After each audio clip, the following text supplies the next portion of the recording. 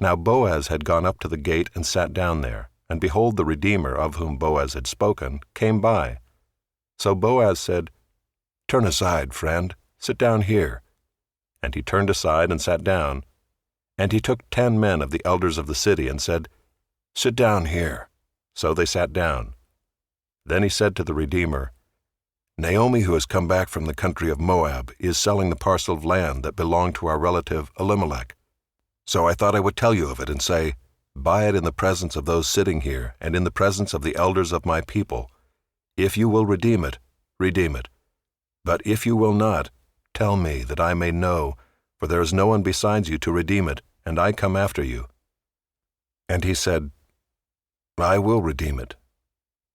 Then Boaz said, "The day you buy the field from the hand of Naomi, you also acquire Ruth the Moabite, the widow of the dead, in order to perpetuate the name of the dead in his inheritance."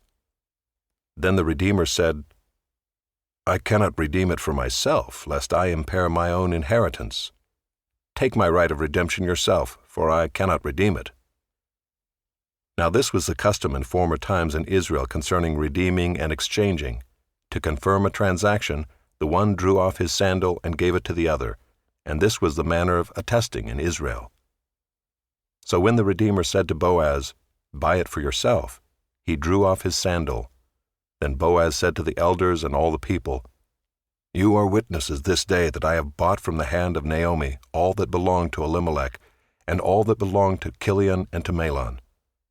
Also Ruth the Moabite, the widow of Mahlon, I have bought to be my wife, to perpetuate the name of the dead in his inheritance, that the name of the dead may not be cut off from among his brothers, and from the gate of his native place. You are witnesses this day." Then all the people who were at the gate and the elders said, "We are witnesses. May the Lord make the woman who is coming into your house, like Rachel and Leah, who together built up the house of Israel.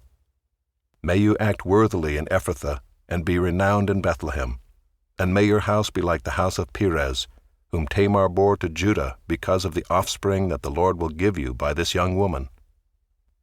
So Boaz took Ruth, and she became his wife. And he went into her, and the Lord gave her conception, and she bore a son. Then the women said to Naomi, "Blessed be the Lord, who has not left you this day without a redeemer, and may his name be renowned in Israel. He shall be to you a restorer of life and a nourisher of your old age. For your daughter-in-law who loves you, who is more to you than 7 sons, has given birth to him." Then Naomi took the child and laid him on her lap and became his nurse.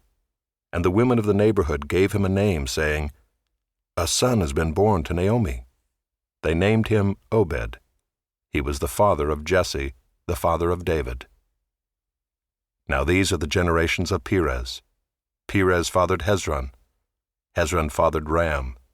Ram fathered Amminadab. Amminadab fathered Nahshon. Nahshon fathered Salmon. Salmon fathered Boaz. Boaz fathered Obed. Obed fathered Jesse. And Jesse fathered David.